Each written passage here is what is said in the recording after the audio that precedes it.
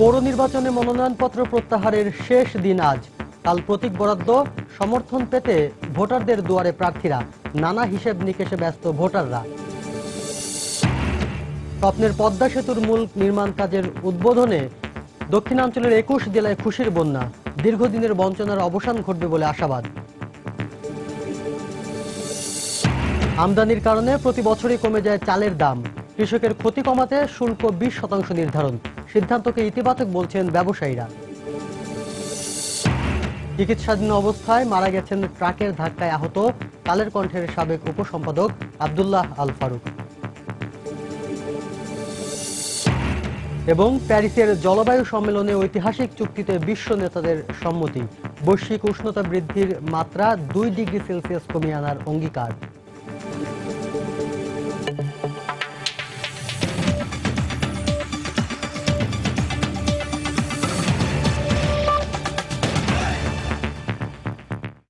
সময় সংবাদের সঙ্গে আছি আমি শাফিন জাহিদ।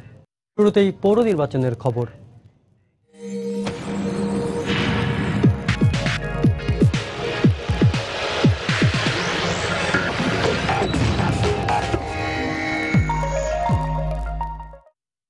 আজ পৌরসভা নির্বাচনে মনোনয়নপত্র প্রত্যাহারের শেষ দিন। কাল চূড়ান্ত প্রার্থীদের প্রতীক বরাদ্দ দেওয়া হবে। এবারের নির্বাচনে ১৯টি দল থাকলেও অধিকাংশ পৌরসভায় মূলত আওয়ামী লীগ ও বিএনপি প্রার্থীদের মধ্যেই লড়াই হচ্ছে। নির্বাচন কমিশনের সর্বশেষ তথ্য অনুযায়ী ২৩৪টি পৌরসভার মধ্যে ২২৭টিতে আওয়ামী লীগের, ২১৮টিতে বিএনপির এবং ৮১টিতে জাতীয় পার্টির মেয়র প্রার্থী রয়েছেন। নির্বাচনে মেয়র পদে ১,২১৪ জন, কাউন্সিলর পদে ৯,৭৪০ এবং নারীদের জন্য সংরক্ষিত কাউন্সিলর পদে ২,৬৭২ জন মনোনয়নপত্র জমা দেন। এর মধ্যে বাছাইয়ের মোট ৮৯৭ জনের মনোনয়নপত্র বাতিল হয়েছে। এদিকে আজ বিকেল ৫টা প্রার্থিতা প্রত্যাহারের শেষ সময়। এরপরে কাল প্রতীক বরাদ্দ দেওয়া হবে।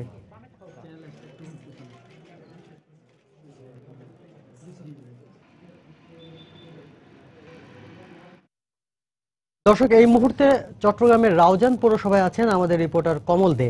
সুনামগঞ্জ পৌরসভায় ইকরামুল কবির এবং যশোরের নওয়াপাড়া পৌরসভায় আছেন রিপোর্টার তরুক্কিল ইসলাম। পৌর নির্বাচনের খবরাখবর জানতে আমরা প্রথমে চলে যাচ্ছি কমলদের কাছে। কমল। ধন্যবাদ সাফিন। আমি এখন দাঁড়িয়ে আছি বিপ্লবী মাস্টারদা সূর্য সেনের স্মৃতি বিজড়িত চট্টগ্রামের রাউজান এলাকায় এবং রাউজানের পৌরসভায়। এখানে আমরা দেখেছি এখন পর্যন্ত প্রচারণা শুরু না হলো, যেহেতু আজকে মনোনয়নপত্র প্রত্যাহারের শেষ দিন, যে একটা নাটকীয়তা, সেই নাটকীয়তার জন্য কিন্তু এখন সবাই অপেক্ষা করছে। আর আপনি জানেন যে প্রায় ৪৫,০৮৪ জন ভোটার সমৃদ্ধ রাউজান পৌরসভায় কেন্দ্র রয়েছে ১৯টি। আর এখানকার মধ্যে একটি মেয়র পদের জন্য মোট ৬ জন প্রার্থীর মনোনয়নপত্র জমা দিয়েছিলেন। এর মধ্যে রয়েছেন আওয়ামী লীগের দেবাশিস পালিত এবং বিএনপির বর্তমান মেয়র আব্দুল্লাহ হাসান। এক্ষেত্রে যেটা বলা যায়, বাকি যে ৪ জন, যে সব ৪ জনই কিন্তু আওয়ামী লীগের বিদ্রোহী প্রার্থী। এক্ষেত্রে ৪ বিদ্রোহী প্রার্থীকে বসিয়ে দিয়ে আওয়ামী লীগের যাতে একক প্রার্থী হতে পারে সে বিষয়ে বৈঠক চলছে বলে আমরা জানতে পেরেছি। এক্ষেত্রে আওয়ামী লীগ নেতা এবং যারা 2 মেয়র প্রার্থী রয়েছেন, যে আওয়ামী লীগের যে প্রার্থীরা রয়েছেন, তারা এখন বৈঠকে বসেছেন।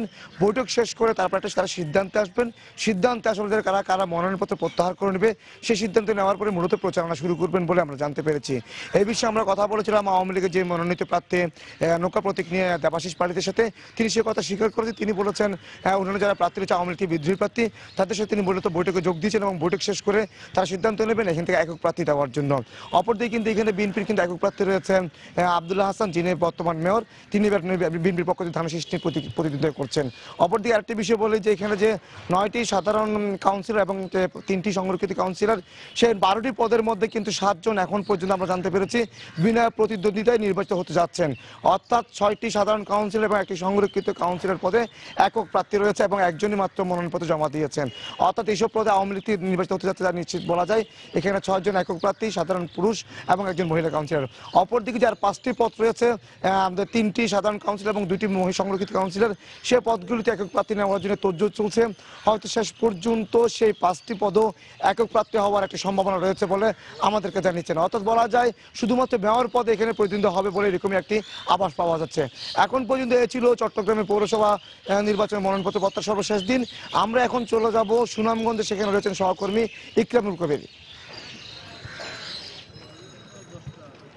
আমি দাঁড়িয়ে আছি মরমী কবি হাসন রাজার কাব্যময় শহর সুনামগঞ্জে। এই সুনামগঞ্জের অনেক কিছু স্মৃতিতে হাসন রাজা জড়িয়ে আছে। এই সুনামগঞ্জের যে পৌরসভা নির্বাচন হচ্ছে, এই পৌরসভা নির্বাচন দীর্ঘদিনের 100 বছর হয়ে যাচ্ছে প্রায় বয়স। 1919 সালে প্রতিষ্ঠিত এই সুনামগঞ্জ পৌরসভা। আজকে যে এই নির্বাচনে মনোনয়নপত্র প্রত্যাহারের শেষ দিন, এই শেষ দিনে এইখানকার কোনো মেয়র প্রার্থী মনোনয়নপত্র প্রত্যাহার করছে না। 3 জন মেয়র রয়েছেন, আওয়ামী লীগের একজন, বিএনপির একজন এবং স্বতন্ত্র প্রার্থী রয়েছেন একজন। এই 3 জন মেয়র প্রার্থীকে বেছে নেবেন 40,374 জন ভোটার। তাদের ভোটাধিকার প্রয়োগ করবেন 22 বর্গ কিলোমিটার এলাকার এই সুনামগঞ্জ পৌর এলাকার মধ্যে, যেই রয়েছে 9টি পুরুষ এবং 3টি নারী কাউন্সিলর আসনে। এই পুরুষ কাউন্সিলর আসনে রয়েছে 45 জন এবং নারী কাউন্সিলর আসনে রয়েছেন 13 জন প্রতিদ্বন্দ্বী।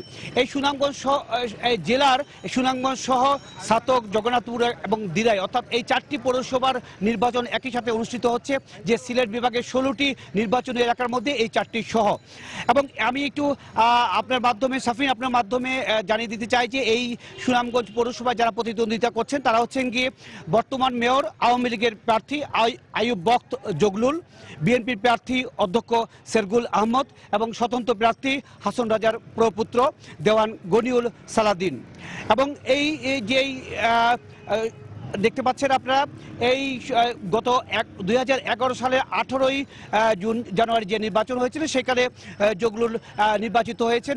সবকিছু মিলে আমি সকাল থেকে প্রায় এই সবার সাথে কথা বলেছি, এখানে যারা ভোটার আছেন কথা বলেছি, সবাই চাচ্ছে যে একটি শান্তিপূর্ণ নির্বাচনের মাধ্যমে যে আগামী 5 বছরের জন্য একজন মেয়র সহ পৌর পরিষদকে নির্বাচিত করার জন্য অধীর আগ্রহে অপেক্ষা করছেন সুনামগঞ্জের ভোটাররা। সাফিন, এই ছিল সুনামগঞ্জ পৌর এলাকার নির্বাচনী প্রচারণার সর্বশেষ খবর। এখন আমি চলে যাচ্ছি যশোরের নয়াপাড়া পৌর এলাকায় রয়েছেন আমাদের সহকর্মী তরিকুল ইসলাম, তার কাছে। ধন্যবাদ ইকরাম। যশোরের নোয়াপাড়া পৌরসভায় এই মুহূর্তে কিন্তু নির্বাচনী যে প্রচারণা এবং আমেজ কিন্তু একেবারে তুঙ্গে। আমরা মার্ক প্রতীক পাওয়ার আগেই কিন্তু এখানকার প্রার্থীরা কিন্তু কাকডাকা ভোট থেকে কুয়াশা এবং শীতকে উপেক্ষা করে আমরা দেখেছি সকাল থেকে তারা এখানে নির্বাচনী জনসংযোগে নেমে পড়েছেন এবং বাড়ি বাড়ি যে মেয়র প্রার্থী এবং কাউন্সিলর প্রার্থীরা কিন্তু তারা ভোট প্রার্থনা করে চলেছেন। তো এই 1996 সালে যাত্রা শুরু করা নোয়াপাড়া পৌর এলাকাটা এটি মূলত শিল্প অঞ্চল হিসেবে খ্যাত যশোরের, এবং এটি এখানে 1.5 লক্ষ প্রায় সাধারণ মানুষের বসতি, 55,000-এরও বেশি কিছু ভোটার রয়েছে এখানে। তো এইসব ভোটারদের যে অন্যান্য পৌরবাসীর যে দাবি দেওয়া, যে মৌলিক যে দাবিগুলো, সে দাবিগুলো কিন্তু এখানেও আমরা উঠে এসেছে। আমরা প্রার্থীদের কাছ থেকে একই ওয়াদাগুলো আমরা শুনেছি যে উন্নয়ন এবং উন্নয়নের কথা বলেই প্রতিশ্রুতি দিয়েই কিন্তু তারা ভোটারদের আকৃষ্ট করার চেষ্টা করছেন এবং প্রতীক পাওয়ার পরে তারা আরো বেশি জোরদার নির্বাচনী প্রচারণায় অংশ নেবেন বলে তারা আমাদেরকে জানিয়েছেন। এর বাইরে আমরা যেটি দেখতে পেয়েছি যে শিল্প অঞ্চল নোয়াপাড়াতে কিন্তু মানুষের যে প্রাণচাঞ্চল্য এবং ভোট নিয়ে যে আলাপচারিতা সেটি কিন্তু অব্যাহত রয়েছে এবং সেটি নির্বাচন দিন যত ঘনিয়ে আসছে তত বেশি কিন্তু মানুষের আগ্রহ বাড়ছে প্রার্থীদের নিয়ে, কাকে কাউন্সিলর হিসেবে নির্বাচন করবে, নারী কাউন্সিলর প্রার্থী কে হবেন বা মেয়র কে হবেন। 5 জন মূলত এখানে প্রতিদ্বন্দ্বিতা করছেন। বিএনপি এবং আওয়ামী লীগ বাদে 2 দলেরই বিদ্রোহী প্রার্থী কিন্তু এখানে প্রতিদ্বন্দ্বিতা করছেন। তো শাফিন, এখানে মানুষের যে আগ্রহের কেন্দ্রবিন্দু সেটি হচ্ছে যে মানুষ যারা বলছেন যে আমাদের ভোট আমরা দিব, কিন্তু এখানকার পৌরবাসীর যে সমস্যা, জলাবদ্ধতা বা পানীয় সমস্যা বা রাস্তাঘাট অন্যান্য যে সমস্যাগুলো রয়েছে, এই সমস্যাগুলো যে ব্যক্তি সমাধান করবে এবং যে যোগ্য মনে করবে এবং যে সুশিক্ষিত প্রার্থী, মানুষের পাশে দাঁড়ানোর মতো যোগ্যতা যে প্রার্থী রয়েছে, মূলত তাকে তারা ভোট দিবেন বলে আমাদেরকে জানিয়েছেন। তো আমার কাছে শাফিন, এই ছিল নোয়াপাড়া পৌরসভার সর্বশেষ নির্বাচনী খবর। দর্শক, পৌরসভা নির্বাচনের সর্বশেষ খবরাখবর জানাতে আমাদের সাথে যুক্ত হয়েছিলেন চট্টগ্রামের রাউজান পৌরসভা এলাকা থেকে রিপোর্টার কমল দে, সুনামগঞ্জ পৌরসভা থেকে ইকরামুল কবির এবং যশোরের নোয়াপাড়া পৌরসভা থেকে তরিকুল ইসলাম। অবশেষে জটিলতা আর সীমাবদ্ধতার সব সমীকরণ ভেঙে বাস্তব কাঠামোর দিকে যাত্রা শুরু করল স্বপ্নের পদ্মা সেতু প্রকল্প। জাজিরা ও মাওয়া প্রান্তে নদী শাসন ও মূল সেতুর নির্মাণ কাজ উদ্বোধনের পর বাঁধ ভাঙা উল্লাস ছুঁয়ে দিয়েছে পদ্মার দুপারের বাসিন্দাদের। তাদের আশা, নদী বেষ্টিত দক্ষিণ জনপদের জীবনমান বদলে উন্নয়নের সোপান হবে এই সেতুটি। পদ্মার দুপারের মানুষের উচ্ছ্বাস নিয়ে দেবাশিস রায়ের রিপোর্ট।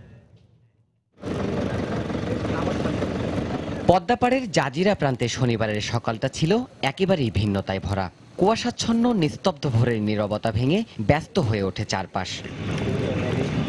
ব্যস্ত হবেই না বা কেন, পুরো জাতির আকাঙ্ক্ষার শীর্ষে থাকা স্বপ্নের সেতুর নদী শাসনের কাজ যে শুরু হবে পদ্মার এই পার থেকেই, তাই হাজারো জনতার অপেক্ষা সেই মাহেন্দ্রক্ষণের। মনের অবস্থা অনেক ভালো, এমনকি তারা অনেক খুশি, অনেক খুশি এই পদ্মা সেতু বাস্তবে রূপ নেওয়ার ফলে। যে কোনো জায়গায় আলোচনা করলে বোঝা যায় যে এত স্বতঃস্ফূর্ত মানুষ, সেটা ভাষায় প্রকাশ করা যাবে না। একজন নাগরিক হিসেবে এত ভালো লাগতেছে আমাদের কাছে। আমার কাছে খুবই ভালো লাগছে, এত ভালো লাগছে যে আমি ভাষায় প্রকাশ করতে পারতেছি না। এত লোক আমাদের মনে যে এখন কি বলছে এটা আমরা ভাষায় বলতে পারতেছি না, যে আমরা এই সেতু পাচ্ছি, এই সেতু হবে। প্রমত্তা পদ্মার বুক চিরে ৬.১৫ কিলোমিটার দৈর্ঘ্যের সেতু নির্মাণে পুরো নদীতেই চলছে এক মহাকর্মযজ্ঞ। আর সে দৃশ্য নিজের চোখে এক পলক দেখতে শত শত নৌকার বহর ভাসতে দেখা যায় পদ্মার ঢেউয়ে। আমাদের এলাকায় ঘরে ঘরে ঈদ, আমাদের নয়নের মনে আমাদের জননেত্রী শেখ হাসিনা আসছে স্বপ্নের পদ্মা সেতু উদ্বোধনের জন্য। আমাদের ঘরে ঘরে ঈদের আনন্দ। আজকে সেই স্বপ্নের পদ্মা সেতু বাস্তবে রূপ নিচ্ছে জননেত্রী শেখ হাসিনার দৃঢ়তার কারণে এবং তার ইচ্ছা শক্তির মাধ্যমে আমরা এটা জয় করতে সক্ষম হয়েছি। এদিকে মাওয়া প্রান্তেও ছড়িয়ে পড়ে আনন্দ। স্থানীয় জনতা জানায় এই সেতুতেই দক্ষিণবঙ্গের সঙ্গে রাজধানীর যোগাযোগে ঘুচে যাবে সব দুঃখ। উদ্বোধন করবে শেখ হাসিনা, তার জন্য আমাকে খুব আনন্দ লাগতেছে। আমরা মিছিল নিয়ে আসছি এখানে। অবশ্যই হবে, এই জন্য আমরা খুব আশাবাদী। আমরা আমাদের খুব ভালো লাগতেছে, খুব আমরা আনন্দ। সবকিছু ঠিক থাকলে সরকারের চ্যালেঞ্জ আর আপামর জনতার লালিত স্বপ্ন পূরণ এখন শুধু সময়ের ব্যাপার মাত্র। নিজস্ব অর্থায়নে এত বড় প্রকল্পের বাস্তবায়ন যেমন আত্মবিশ্বাসী করবে পুরো জাতিকে, ঠিক তেমনি এই সেতুই হয়তো পাল্টে দেবে এই জনপদের ভবিষ্যৎ, জন্ম দেবে জাতীয় অর্থনীতির নতুন হিসেব নিকেশ। শরীয়তপুরের জাজিরা পয়েন্ট থেকে দেবাশিস রায়, সময় সংবাদ। পদ্মা সেতুর মূল নির্মাণ কাজের উদ্বোধনের পর গতকাল বিকেলে মুন্সিগঞ্জের মাওয়ায় আয়োজিত জনসভায় প্রধানমন্ত্রী শেখ হাসিনা বলেন, বিএনপি জামায়াত দেশের মানুষের উন্নয়ন চায় না বলেই তারা পদ্মা সেতুর কাজ বন্ধ করে দিয়েছিল। প্রধানমন্ত্রী আরও বলেন, যুদ্ধাপরাধীদের কেউ রক্ষা করতে পারবে না, তাদের বিচার শেষ করা হবেই। প্রায় ৬৬৯ জনকে তারা পুড়িয়েছে আগুন দিয়ে। বাসে কন্ট্রাক্টর ঘুমাচ্ছে, জ্যান্ত মানুষটাকে পুড়িয়ে মেরেছে। আপনারাই বিচার করে দেখেন। আল্লাহ যে বিচার করেছে, বলছে মৃত্যুর পর কেউ গুনাহ করলে দোজখের আগুনে যাবে, মৃত্যুর পরে আগুনে যাবে, দোজখের আগুনে। আর খালেদা জিয়া জীবন্ত মানুষকে পুড়িয়ে হত্যা করেছে। যারা এই আগুন দিয়ে পুড়িয়েছে, যারা হুকুমদাতা, যারা অর্থ সরবরাহ করেছে, যারা পরিকল্পনা করেছে, প্রত্যেকের বিচার বাংলার মাটিতে হবে। মানুষের জীবন নিয়ে ছিনিমিনি খেলতে আমরা দেব না।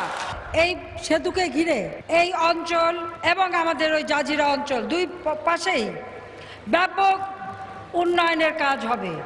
নতুন স্যাটেলাইট শহর গড়ে উঠবে, সেখানে আধুনিক সমস্ত সুযোগ সুবিধা হবে, সুন্দরভাবে এই এলাকাগুলি আরো উন্নত হবে, শিল্প কলকারখানা গড়ে উঠবে, মানুষের কোনো দুঃখ কষ্ট থাকবে না, মানুষের দুঃখ কষ্ট দূর হয়ে যাবে। সেইভাবে পরিকল্পনা নিয়েই আমরা কাজ করে যাচ্ছি।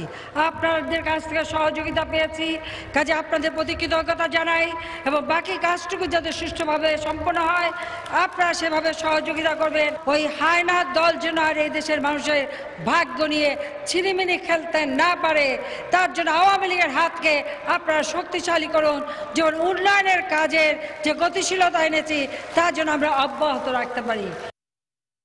এর আগে স্বপ্নের পদ্মা সেতুর নির্মাণ কাজের উদ্বোধন করেন প্রধানমন্ত্রী শেখ হাসিনা। গতকাল সকালে শরীয়তপুরের জাজিরা পয়েন্টে নদী শাসন কাজের ফলক উন্মোচন করেন তিনি। সেখানে এক সুধী সমাবেশে প্রধানমন্ত্রী বলেন, দেশি বিদেশি কোনো ষড়যন্ত্রই পদ্মা সেতুর নির্মাণ কাজ বন্ধ করতে পারেনি।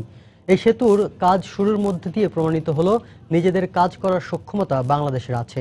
পরে পদ্মা সেতুর মাওয়া প্রান্তে মূল পাইলিং কাজের উদ্বোধন করেন তিনি। দেবাশিস রায়কে সঙ্গে নিয়ে আরো জানাচ্ছেন শাহ আলী জয়। স্বপ্ন পূরণে আরো এক ধাপ, দাতাদের মুখ ফিরিয়ে নেয়া, দেশের ভেতরে বাইরে নানামুখী চক্রান্ত, এ সবকিছুই খারিজ করে দিয়ে পদ্মা সেতুর বাস্তবায়নের কাজ এগিয়ে চলেছে অপ্রতিরোধ্য এক গতিতে। সেতু নির্মাণ হচ্ছে বাংলাদেশের নিজ খরচে। পদ্মা সেতুর জাজিরা প্রান্তে নদী শাসনের কাজ আনুষ্ঠানিকভাবে উদ্বোধন করেন প্রধানমন্ত্রী শেখ হাসিনা। এ সময় সেখানে এক সুধী সমাবেশে প্রধানমন্ত্রী বলেন, সরকারের দৃঢ়তার কারণে স্বপ্নের এই সেতু নির্মাণের পথে কোনো কিছুই বাধা হয়ে দাঁড়ায়নি। কানাডা কোর্ট এখন ওয়ার্ল্ড ব্যাংকে নির্দেশ দিয়েছে যে কি কি দুর্নীতি হয়েছে সেগুলি তাদের জানাতে, তারা এখন পর্যন্ত কিছু জানাতে পারে নাই। আমি এটাকে চ্যালেঞ্জ হিসেবে নেই। আমি ঘোষণা দিই, আমরা আমাদের নিজেদের অর্থায়ন করব। বাংলাদেশের জনগণের কাছ থেকে অভূতপূর্ব সাড়া পেয়েছিলাম। এই যে সাহস, সহযোগিতা, এই যে সাড়া আমি পেয়েছিলাম, সেটাই আমাকে শক্তি জুগিয়েছে, সাহস জুগিয়েছে। পরে নদীর বুকে মূল সেতুর নির্মাণ কাজ ঘুরে ঘুরে দেখেন প্রধানমন্ত্রী। মাওয়া প্রান্তে সেতুর পাইলিং এর কাজও উদ্বোধন করেন তিনি। এ সময় প্রধানমন্ত্রী বলেন, নিজস্ব অর্থায়নে পদ্মা সেতু নির্মাণ হচ্ছে, এটি বড় প্রাপ্তি। শত বাধার মুখেও আজ বাংলাদেশ এটা প্রমাণ করেছে যে হ্যাঁ, বাংলাদেশ নিজেও পারে।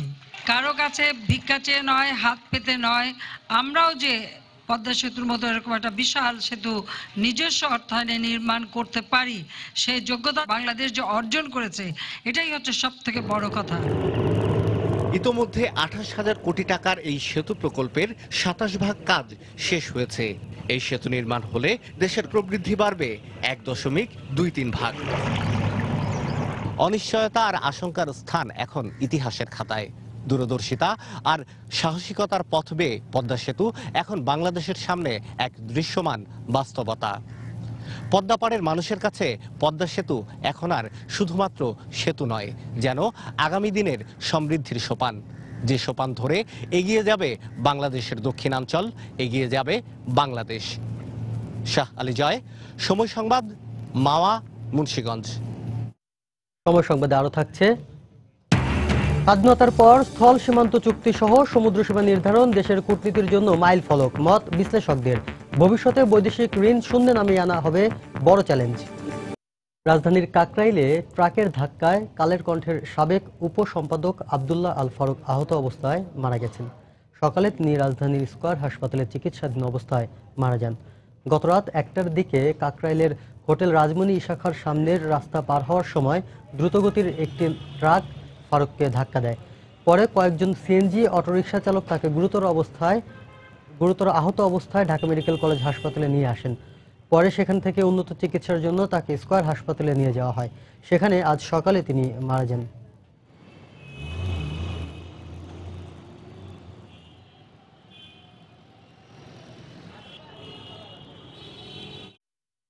দর্শক, এই মুহূর্তে আব্দুল্লাহ আল ফারুকের মরদেহ রাখা হয়েছে রাজধানীর স্কয়ার হাসপাতালে। সেখানে আছেন রিপোর্টার সজল দাস। আমরা সরাসরি চলে যাচ্ছি তার কাছে। সজল, সড়ক দুর্ঘটনায় সিনিয়র সাংবাদিক আব্দুল্লাহ আল ফারুক তিনি মারা গেছেন। আজ সকাল 6টার দিকে তিনি স্কয়ার হাসপাতালে মারা যান।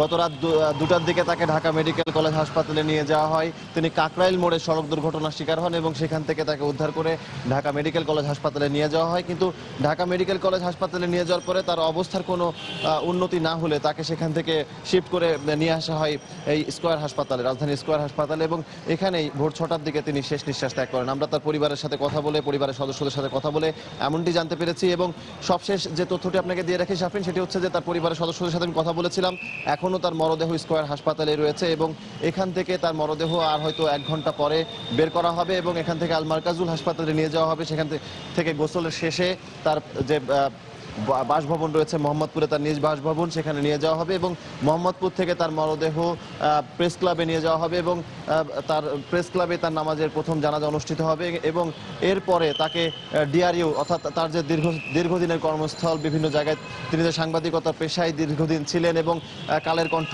সমকালের মতো অনেক জাতীয় পত্রিকায় তিনি কাজ করেছেন, এই একজন সিনিয়র সাংবাদিক, এই কারণে তার প্রেস ক্লাবে তার মূলত জানাজা অনুষ্ঠিত হবে। এরপর ডিআরইউতে নিয়ে যাওয়া হবে এবং তারপরে তার মরদেহ আজিমপুর কবরস্থানে তাকে দাফন করা হবে। তো আমি তার পরিবারের সদস্যদের সাথে কথা বলেছিলাম। তিনি পাবনার বাসিন্দা হওয়াতে তার যিনি 2 ভাই রয়েছে যারা এখনো পাবনা থেকে ঢাকায় এসে পৌঁছাননি, তারা রওনা দিয়েছেন এবং তারা এসে পৌঁছানোর পরেই মূলত তারা এই সিদ্ধান্তগুলো কি হবে সেগুলো একদম নিশ্চিতভাবে বলতে পারবেন। তার পরিবারের একজন সদস্যের সাথে কথা বলেছিলাম, তিনি যেমনটি বলেছেন যে তিনি আজকে সকালে এখানে এসে পৌঁছান এবং এরপর থেকে তিনি এখানে আছেন এবং ডাক্তার যিনি ঢাকা মেডিকেলে নিয়ে যাওয়ার পরে ঢাকা মেডিকেলে যিনি চিকিৎসক ছিলেন আসলে সেখানে তাকে তারা বলেন ডাক্তারের কাছে যে সর্বোচ্চ চেষ্টা করতে, যে তিনি যে সড়ক দুর্ঘটনায় আহত হন এবং আসলে তিনি সেখানে খুব গুরুতর অবস্থায় ছিলেন এবং যে কারণে ঢাকা মেডিকেল থেকে তাকে স্কয়ার হাসপাতালে পরিবারের পক্ষ থেকে নিয়ে আসা হয় এবং স্কয়ার হাসপাতালে আনার পর স্কয়ার হাসপাতালের চিকিৎসকরা আসলে চেষ্টা করেছেন, পরিবারের সদস্যরা এমনটি বলছেন যে স্কয়ার হাসপাতালে আনার পরও চেষ্টা করা হলেও 6টার দিকে আসলে তিনি যে সড়ক দুর্ঘটনার শিকার হয়েছিলেন, অতিরিক্ত রক্তক্ষরণ হয় এবং সেখানে আসলে তার মৃত্যুর প্রধান কারণ হয়ে দাঁড়িয়েছে। তো আজকে সিনিয়র সাংবাদিক আব্দুল্লাহ ফারুক মারা গেছেন এবং আজকে বাদজোহর প্রেস ক্লাব চত্বরে তার নামাজের জানাজা অনুষ্ঠিত হবে এবং এরপর ডিআরইউ এবং তারপরে তাকে আজিমপুর কবরস্থানে দাফন করা হবে। তো শাফিন, এই ছিল আমার কাছে সবশেষ। শাফিন। দর্শক, সড়ক দুর্ঘটনায় নিহত সিনিয়র সাংবাদিক আব্দুল্লাহ আল ফারুকের মরদেহ রাখা হয়েছে রাজধানী স্কয়ার হাসপাতালে, আর সেখান থেকে সর্বশেষ জানাচ্ছিলেন সহকর্মী সজল দাস। দেশে পর্যাপ্ত ধান উৎপাদন হলেও আমদানি বাড়ার কারণে প্রায় প্রতি বছরই কমে যায় চালের দাম। এতে ক্ষতিগ্রস্ত হয় কৃষক। তাই চাল আমদানিতে শুল্ক বাড়িয়ে 20% নির্ধারণ করেছে জাতীয় রাজস্ব বোর্ড এনবিআর। সরকারের এমন সিদ্ধান্তকে ইতিবাচক হিসেবে দেখছেন ব্যবসায়ীরাও। বিস্তারিত কাজল আব্দুল্লাহর রিপোর্টে।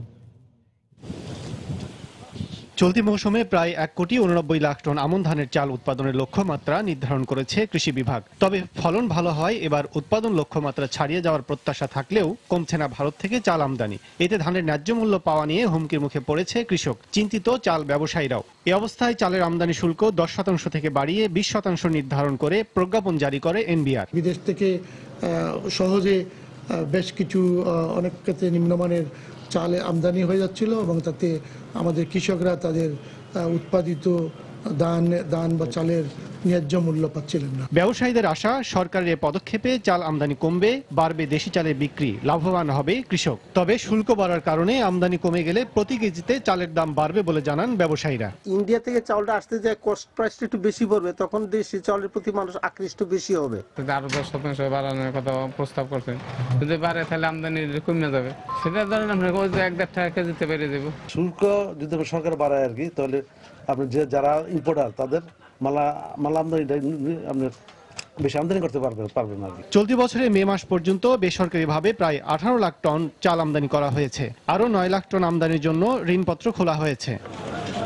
কাজল আব্দুল্লাহ, সময় সংবাদ, ঢাকা। সময় সংবাদে আরো থাকছে, সরবরাহের ধীর গতির কারণে চট্টগ্রামে এখনো পৌঁছায়নি প্রাথমিকের অধিকাংশ বই। 20 ডিসেম্বরের মধ্যে পৌঁছাবে বলে আশ্বাস শিক্ষা কর্মকর্তাদের।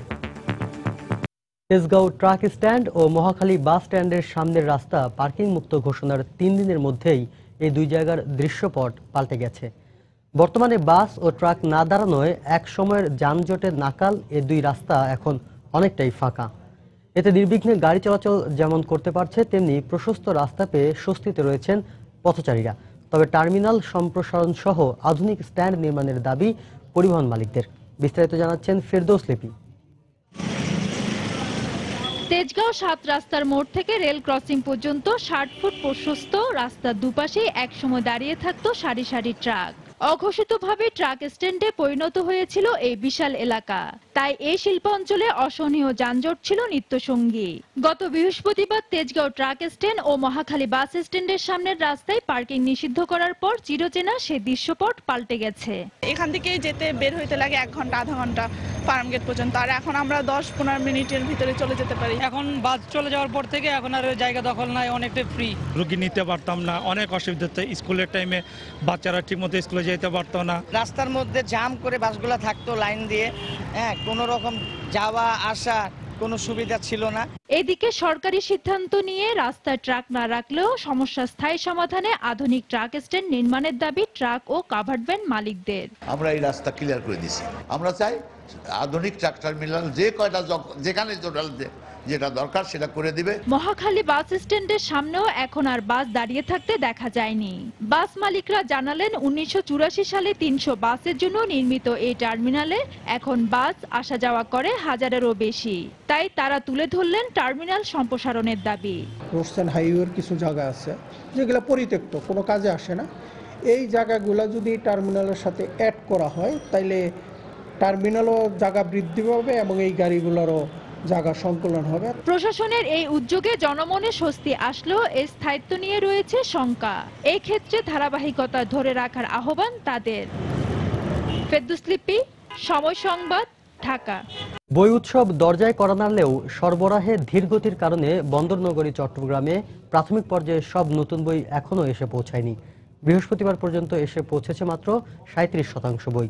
তবে থানা ও জেলা শিক্ষা কর্মকর্তাদের আশ্বাস 20 ডিসেম্বরের মধ্যেই প্রতিটি স্কুলে নতুন বই পৌঁছে যাবে। বিস্তারিত জানাচ্ছেন শফিকুল আলম। চট্টগ্রামে প্রাথমিক পর্যায়ে 4522টি শিক্ষা প্রতিষ্ঠানের 11,48,000 শিক্ষার্থীর জন্য 51,75,000 বইয়ের চাহিদা রয়েছে। বিপরীতে এ পর্যন্ত এসেছে 18,75,000। এ অবস্থায় চাহিদা অনুযায়ী বই না আসলেও বই উৎসবের আগেই স্কুলে স্কুলে নতুন বই পৌঁছে যাবে বলে আশা থানা প্রাথমিক শিক্ষা কর্মকর্তাদের। ক্লাস 4 এর বাংলা, ইংরেজি, গণিত এই 3 বিষয়ের বই আসছে, আর বাকি 3 বিষয়ের বই আগামী এক সপ্তাহের ভিতর আমরা আশা করছি চলে আসবে। বই যেহেতু সরকার সবার হাতে বই 1 তারিখে সবার হাতে পৌঁছে দিতে বদ্ধপরিকর, আমি আশা করি যে ইনশাল্লাহ 1 তারিখের মধ্যে সবার হাতে বই পৌঁছে যাবে। আর দুশ্চিন্তার কোনো কারণ নেই দাবি করে স্কুলে নতুন বই পৌঁছে দিতে আন্তরিকভাবে কাজ করে যাচ্ছেন বলেও জানালেন জেলা পর্যায়ের এই কর্মকর্তা। এই পর্যন্ত আমাদের সর্বমোট বই প্রাপ্তি সংখ্যা 36.23। আমরা আশা করতেছি 20 তারিখের মধ্যে সকল বই আমাদের সকল উপজেলা পর্যায়ে পৌঁছে যাবে। তবে প্রাথমিক পর্যায়ে বই সরবরাহে যতটা ধীরগতি, মাধ্যমিক পর্যায়ে ততটা দ্রুতগতি লক্ষ্য করা গেছে। আমাদের চাহিদাও যথারীতি চলে গেছে, সেরকম বরাদ্দও দিয়ে দিয়েছে এবং আমরা বই 90%-এর বেশি অলরেডি এসে গেছে এবং আমরা এগুলা স্কুলগুলোতে পৌঁছে দিয়েছি। চট্টগ্রাম মহানগরের 6টি থানার পাশাপাশি জেলার 14টি উপজেলায় মোট মাধ্যমিক বিদ্যালয়ের সংখ্যা 1070টি। এছাড়া মাদ্রাসা রয়েছে 423টি।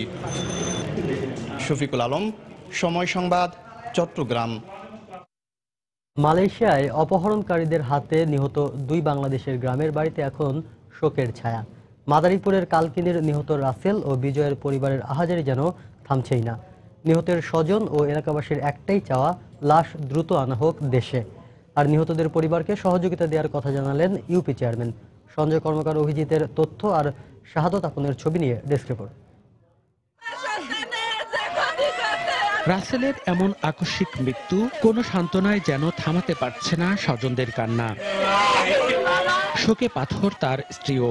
5 বছর আগে জীবিকার তাগিদে ব্যাংক থেকে 6 লাখ টাকা ঋণ করে মালয়েশিয়া যান মাদারীপুরের কালকিনির সিডিখান ইউনিয়নের চর দৌলত খান গ্রামের দিন ইসলাম রাসেল। কিন্তু গত শুক্রবার তার মৃত্যুর খবর মুঠোফোনে পৌঁছালে কান্নায় ভেঙে পড়েন তার স্বজনরা। একটাই সন্তান, আমি এই সন্তান নিয়ে কিভাবে বাঁচবো? এই মোবাইলটা দিয়ে আমার কাটতে লয়ে গেছে, আমার ছোট বাজারে দিছে আমার হাতে, দিছে আমার, আমি কানে ধরে একই অবস্থা পাশের রমজানপুর গ্রামের নিহত বিজয়ের বাড়িতেও। 2009 সালে বাবা মারা যাবার পর ভাগ্যের চাকা ঘোরাতে মালয়েশিয়া যান বিজয় খান। নিহতের পরিবার ও এলাকাবাসীর একটাই চাওয়া, তাদের লাশ দ্রুত দেশে ফিরিয়ে আনা হোক। এটা আসলে গ্রামবাসী হিসাবে আমরা কেউ কোনোভাবে মেনে নিতে পারতেছি না। বাংলাদেশের সরকারের কাছেও চাই এবং মালয়েশিয়া সরকারের কাছেও আমরা এটার বিচার চাই। এদিকে নিহতের পরিবারকে আর্থিক সহায়তা দেওয়ার আশ্বাস দিলেন ইউপি চেয়ারম্যান। আমার ইউনিয়ন পরিষদের পক্ষ থেকে আমার যতটুকু সম্ভব আমি এই পরিবারকে সহযোগিতা করব। গত 28 নভেম্বর মালয়েশিয়ার জিহাইল্যান্ড শহরে কনস্ট্রাকশনের কাজ শেষে ফেরার পথে অপহরণকারীরা রাসেল ও বিজয়কে জিম্মি করে 10 লাখ টাকা মুক্তিপণ দাবি করে। পরে পরিবারের সদস্যরা ইসলামী ব্যাংকের মাধ্যমে অপহরণকারীদের 5 লাখ টাকা দিলেও 10 ডিসেম্বর বৃহস্পতিবার বাংলাদেশ সময় 3টার দিকে একটি জঙ্গলে নিয়ে তাদের কুপিয়ে হত্যা করে বলে জানায় নিহতের পরিবার। সকাল 10টার সময়। সময় সংবাদ, মাদারীপুর।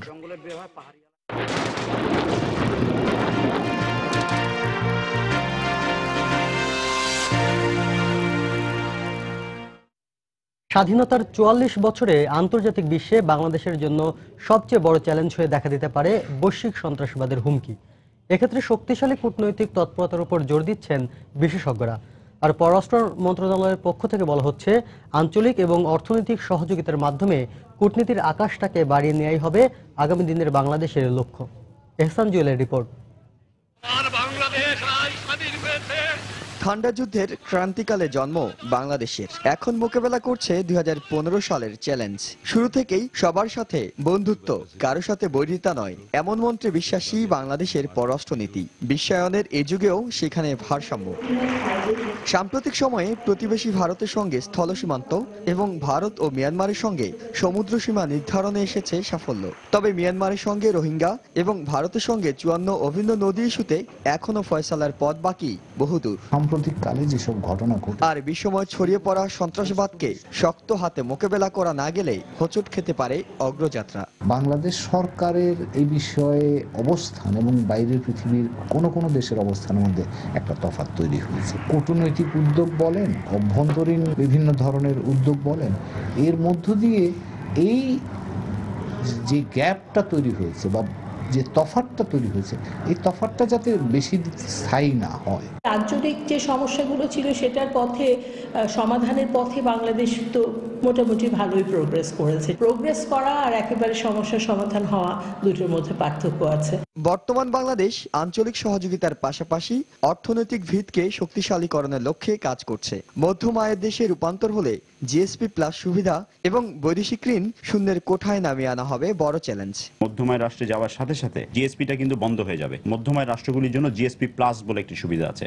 আমরা ইতিমধ্যে কার্যক্রম শুরু করেছি ইউরোপিয়ান ইউনিয়নে। অ্যানুয়াল ডেভেলপমেন্ট প্ল্যানের মাত্র শতকরা 2 ভাগের নিচে কিন্তু বাজেটারি সাপোর্ট আসে বিদেশ থেকে। তার মানে কি এটা শূন্যের কোঠায় আসতে খুব বেশি সময় লাগবে না, কিন্তু এই জার্নিটা কিন্তু সহজ হবে না। তো এখানে ইকোনমিক ডিপ্লোমেসির গুরুত্ব সবচেয়ে বেশি। দক্ষিণ আমেরিকা অঞ্চলের ব্রাজিল ও মেক্সিকোতে নতুন দূতাবাস খোলা হলেও কিছুদিনের মধ্যে আফ্রিকা অঞ্চলের ইথিওপিয়া ও নাইজেরিয়ায় দূতাবাস স্থাপনের মাধ্যমে কূটনৈতিক সীমাটাকে আরও বাড়িয়ে নিতে চায় পররাষ্ট্র মন্ত্রণালয়। ইহসান জুয়েল, সময় সংবাদ, ঢাকা। দেশের বাইরের খবর। কার্বন নিঃসরণ কমিয়ে বৈশ্বিক উষ্ণতা বাড়ার মাত্রা 2 ডিগ্রির নিচে রাখতে সম্মত হয়েছেন বিশ্ব নেতারা। প্যারিসে জলবায়ু সম্মেলনে প্রায় 2 সপ্তাহ আলোচনার পর শনিবার এই বিষয়ক একটি খসড়া চুক্তিতে সম্মতি দিয়েছে যুক্তরাষ্ট্র, চীন, জাপান, ভারত সহ 195টি দেশ। চুক্তি অনুযায়ী বৈশ্বিক উষ্ণতা প্রতিরোধে 2020 সাল থেকে স্বল্পোন্নত দেশগুলোকে $10,000 কোটি অর্থ সহায়তা দিতেও সম্মত হয়েছে উন্নত দেশগুলো। এরই মধ্যে মার্কিন প্রেসিডেন্ট বারাক ওবামা এই বিষয়ে একমত হওয়ায় সবাইকে স্বাগত জানিয়েছেন। তবে এই চুক্তি মোটেও কার্যকরী হবে না বলে মন্তব্য করেছেন অনেকে। ফরাসি পররাষ্ট্রমন্ত্রী ও জলবায়ু সম্মেলন 2015 প্রেসিডেন্ট লরা ফ্যাবিয়াস যখন বৈশ্বিক উষ্ণতা নিয়ন্ত্রণের বহু প্রতীক্ষিত চুক্তিতে বিশ্ব নেতাদের সম্মত হওয়ার বিষয়টি ঘোষণা দেন, তখন করতালিতে মুখর হয়ে ওঠে লবুর্গ সম্মেলন কেন্দ্র। ফরাসি প্রেসিডেন্ট ফ্রাঁসোয়া ওলাদ এবং জাতিসংঘ মহাসচিব বান কি মুনকে আলিঙ্গন করে উচ্ছ্বাস প্রকাশ করেন জাতিসংঘের জলবায়ু বিষয়ক প্রধান ক্রিস্টিনা ফিগুয়েরেস। এর আগে শিডিউল শেষ হয়ে যাওয়ার পরও 195টি দেশের মন্ত্রীরা টানা 16 ঘন্টা কার্বন নিঃসরণ কমিয়ে বৈশ্বিক উষ্ণতা বৃদ্ধির মাত্রা কিভাবে 2 ডিগ্রি নিচে নামিয়ে আনা যায় সে বিষয়ে একটি খসড়া চুক্তি নিয়ে আলোচনা করেন। খসড়ায় গুরুত্ব দেওয়া হয় জলবায়ু পরিবর্তনের ফলে ক্ষতিগ্রস্ত দেশগুলোকে অর্থ সহায়তা দেওয়ার বিষয়টিও। সবশেষে নির্ধারণ করা হয় 2020 সালের পর থেকে প্রতি বছর স্বল্পোন্নত দেশগুলোকে $10,000 কোটি অর্থ সহায়তা দেবে উন্নত দেশগুলো। এছাড়া গ্রিন হাউস গ্যাস নির্গমন কমাতে বিভিন্ন দেশের প্রতিশ্রুতি ঠিকমতো পালন হচ্ছে কিনা তা 5 বছর অন্তর পর্যালোচনারও বিধান করা হয়েছে। আর এই সবকিছুর জন্যই থাকছে আইনি বাধ্যবাধকতা। এরই মধ্যে চুক্তিটিতে একমত হওয়ায় সবাইকে স্বাগত জানান মার্কিন প্রেসিডেন্ট বারাক ওবামা। জলবায়ু পরিবর্তন আমাদের সবার জন্য হুমকি, কিন্তু আমরা কেউই এই বিষয়ে একা কিছু করতে পারবো না। যা করতে হবে আমাদের সবাইকে এক হয়েই করতে হবে। প্যারিসে আজ সবাই একটি চুক্তিতে সম্মত হয়েছে। আমি এই জন্য সবাইকে স্বাগত জানাচ্ছি। আমি নিশ্চিত এই চুক্তির ফলে পরিবেশ দূষণ কমবে। জাতিসংঘ মহাসচিব বান কি মুন এই চুক্তিকে মানবজাতির জন্য ঐতিহাসিক অর্জন হিসেবে উল্লেখ করেন। আমরা সবাই কল্যাণের জন্যই এই চুক্তি করেছি, তবে মানবজাতির অস্তিত্ব টিকিয়ে রাখতে আমাদের আরো বহুদূর যেতে হবে। চুক্তিটিতে সবাই সম্মত হলেও প্যারিসেই তা স্বাক্ষরিত হচ্ছে না বলে জানিয়েছেন লরা ফ্যাবিয়াস। তিনি জানিয়েছেন আগামী বছর নিউ ইয়র্কে এই চুক্তি সইয়ের জন্য একটি বিশেষ সভার আয়োজন করা হবে। বিভিন্ন এনজিও এবং সুধী সমাজ এই চুক্তির পক্ষে সমর্থন জানালেও নাসার সাবেক বিজ্ঞানী এবং বিখ্যাত পরিবেশবিদ জেমস হ্যানসন অভিযোগ করেছেন চুক্তিটি সাধারণ মানুষকে প্রতারিত করার একটি নকশা মাত্র। আদতে জলবায়ু বিপর্যয় রোধে কোনো কার্যকরী পদক্ষেপে নেবে না বিশ্ব নেতারা। তানজিম মুনিয়াত, সময় সংবাদ। বিপিএল এর খবর, ফাইনালে ওঠার মিশন কোয়ালিফায়ার 2-তে মুখোমুখি হবে রংপুর রাইডার্স ও বরিশাল বুলস। অঘোষিত এই সেমিফাইনালে যে দল জিতবে তারাই 15 ডিসেম্বর কুমিল্লা ভিক্টোরিয়ান্সের বিপক্ষে ফাইনালে খেলার সুযোগ পাবে। মিরপুরে দু দলের ম্যাচটি শুরু হবে আজ সন্ধ্যা 6:30টায়। প্রথম কোয়ালিফায়ারে কুমিল্লার সামনে দাঁড়াতেই পারেনি রংপুর, তাই গেল ম্যাচের ভুলগুলো শুধরে এ ম্যাচে জিততে মরিয়া সাকিব আল হাসানের দল। তবে এ ম্যাচে রংপুরের সেরা একাদশে পরিবর্তন আসবে না বলেই আভাস মিলেছে। তবে লিগ পর্বে দুইবারের সাক্ষাতে বরিশালের কাছে একবারও জিততে পারেনি রংপুর, তাই একরকম প্রতিশোধের ম্যাচও এটি। অন্যদিকে দলীয় পারফরমেন্সই বরিশালের বড় ভরসা, আর রংপুরের মতো 10 ম্যাচে সমান 7 ম্যাচ জিতে দলীয় পারফরমেন্সের সাক্ষ্য রেখেছে বরিশাল। এছাড়াও লিগ পর্বে অপরাজিত থাকার আত্মবিশ্বাস কাজে লাগাতে চায় মাহমুদুল্লাহর দল। এ ম্যাচেও দলটির স্পটলাইটে থাকবেন ক্রিস গেইল। এদিকে প্রথম কোয়ালিফায়ারে রংপুর রাইডার্সকে 72 রানে হারিয়ে বিপিএল এর তৃতীয় আসরের ফাইনালে উঠেছে কুমিল্লা ভিক্টোরিয়ান্স। মিরপুরে টস হেরে আগে ব্যাট করে ইমরুল কায়েসের 50-তে 7 উইকেটে 163 রানের সংগ্রহ পায় কুমিল্লা। জবাবে আশার জাইদি ও আবু হায়দার রনির বোলিং তোপে মাত্র 91 রানে গুটিয়ে যায় রংপুর রাইডার্স। এই ম্যাচ হারলেও দ্বিতীয় কোয়ালিফায়ারে খেলার সুযোগ পাবে রংপুর, যে ম্যাচ জিতলে ফাইনালে খেলবে সাকিবের দল। উঠছেন আবু হায়দার রনি, উঠছে কুমিল্লা ভিক্টোরিয়ান্স। বিপিএল শুরুর আগেও যে দলটির কাগজে কলমের সম্ভাবনা ছিল সবচেয়ে ক্ষীণ, তারাই সবার আগে নিশ্চিত করলো বিপিএল এর তৃতীয় আসরের ফাইনাল। বিপিএল এ কুমিল্লার সাফল্য আর রনি যেন সমার্থক। রংপুরের বিপক্ষে 4 উইকেট সহ মোট 21 উইকেট নিয়ে এবারের বিপিএল এ এখন সর্বোচ্চ উইকেটের মালিক আবু হায়দার রনি। এর আগে সিমন্স সৌম্যর ব্যাটে যখন কুমিল্লার 163 রানের জবাব ভালোভাবে দিচ্ছে রংপুর, তখন বিপিএল এর আবিষ্কার রনি আবারও রাখলেন নিজের প্রতিভার স্বাক্ষর। তার পেস আগুনে দগ্ধ হলো সাকিব আল হাসানের দল। পরপর 2 বলে আউট সিমন্স ও সৌম্য। কিন্তু এবারের আসরে সর্বোচ্চ রান তাড়া করে জয়ের রেকর্ডটা যে রংপুরের, তাই উড়িয়ে দেওয়া যায়নি তাদের জয়ের সম্ভাবনা। কিন্তু রাইডার্সের সেই সম্ভাবনাটুকুর কবর রচনা হয় আসার জাইদির হাতে। রংপুরের ব্যাটিং মেরুদণ্ড ভেঙে দেন এই ইংলিশ স্পিনার। তার স্পিন বিষে নীল হয়ে একে একে বিদায় হন মোহাম্মদ মিথুন, জহুরুল ইসলাম ও সাকিব আল হাসান। গেল ক ম্যাচে বল হাতে খুব একটা দেখা না গেলেও দলের প্রয়োজনে ম্যাচ সেদিন ছোট রানাপে বল করলেন। 4 ওভারে 13 রান দিয়ে নিয়েছেন মোহাম্মদ নবীর উইকেট। এর আগে কুমিল্লার শুরুটা হয় দুর্দান্ত। আসরে মাশরাফির দলের সবচেয়ে বড় চিন্তার কারণ ছিল ওপেনিং। তবে এই দিনের জন্যই যেন সেরাটা জমা রেখেছিলেন ইমরুল ও লিটন। উদ্বোধনীতে 79 রান যোগ করে লিটন 28 রানে আউট হলেও ইমরুলের ব্যাট যেন এদিন একটু বেশি চওড়া। ক্যারিয়ারের ষষ্ঠ 50 তুলে নিয়ে ইমরুল আউট হন 67 রানে। কিন্তু হঠাৎ রংপুরের লঙ্কান পেসার থিসারা পেরেরার বল দুর্বোধ্য কুমিল্লার ব্যাটসম্যানদের জন্য। ব্যাটিং অর্ডারে এগিয়ে এসে সুবিধা করতে পারেননি ম্যাচ। এরপর রাসেল শাহজাদ কাপালিদের ফিরিয়ে ক্যারিয়ারে প্রথমবারের মতো 5 উইকেট নেন লঙ্কান পেরেরা। কিন্তু আসার জাইদির 15 বলে 40 রানের ক্যামিও ইনিংসে শেষ পর্যন্ত 163 রানের লড়াকু স্কোর পায় কুমিল্লা, যা ফাইনালে জায়গা করে নিতে যথেষ্ট ছিল মাশরাফি বিন মুর্তুজার দলের জন্য। আর ব্যাটিং এর পর বল হাতেও 4 উইকেট নিয়ে ম্যাচ সেরা কুমিল্লার আসার জাইদি। সাজিদ মুস্তাহিদ, সময় সংবাদ, ঢাকা। এদিকে গতকাল বিপিএল এর এলিমিনেটর ম্যাচে ঢাকা ডায়নামাইটসকে 18 রানে হারিয়ে দ্বিতীয় কোয়ালিফায়ারে জায়গা করে নিয়েছে বরিশাল বুলস। টস হেরে আগে ব্যাট করতে নেমে 5 উইকেটে 135 রান সংগ্রহ করে বরিশাল। জবাবে 8 উইকেটে 117 রানেই থামে ঢাকার ইনিংস। এ পর্যায়ে শীর্ষ সংবাদগুলো জানিয়ে দিচ্ছি আরেকবার। পৌর নির্বাচনে মনোনয়নপত্র প্রত্যাহারের শেষ দিন আজ। কাল প্রতীক বরাদ্দ সমর্থন পেতে ভোটারদের দুয়ারে প্রার্থীরা, নানা হিসেব নিকেশে ব্যস্ত ভোটাররা। স্বপ্নের পদ্মা সেতুর মূল নির্মাণ কাজের উদ্বোধনে দক্ষিণাঞ্চলের 21 জেলায় খুশির বন্যা। দীর্ঘদিনের বঞ্চনার অবসান ঘটবে বলে আশাবাদ। আমদানির কারণে প্রতি বছরই কমে যায় চালের দাম। কৃষকের ক্ষতি কমাতে শুল্ক 20% নির্ধারণ। সিদ্ধান্তকে ইতিবাচক হিসেবে দেখছেন ব্যবসায়ীরা। চিকিৎসাধীন অবস্থায় মারা গেছেন ট্রাকের ধাক্কায় আহত কালের কণ্ঠের সাবেক উপসম্পাদক আব্দুল্লাহ আল ফারুক। এবং প্যারিসে জলবায়ু সম্মেলনে ঐতিহাসিক চুক্তিতে বিশ্ব নেতাদের সম্মতি, বৈশ্বিক উষ্ণতা বৃদ্ধির মাত্রা 2 ডিগ্রি সেলসিয়াসে কমিয়ে আনার অঙ্গীকার। এ ছিল এখনকার মতো। যে কোনো খবর পেতে ভিজিট করুন সময়নিউজ.tv। যে কোনো বাংলা লিঙ্ক, রবি আর সিরিয়াল নম্বর থেকে সময় সংবাদের খবর আর অনুষ্ঠান সম্পর্কে জানতে এবং যে কোনো তথ্য সময় সংবাদকে জানাতে ডায়াল করুন 16242 নম্বরে। এছাড়া এইমাত্র পাওয়া খবর আপনার মোবাইলে পেতে SMS করুন *SN লিখে পাঠিয়ে দিন 16242 নম্বরে। সঙ্গেই থাকুন সময়ের।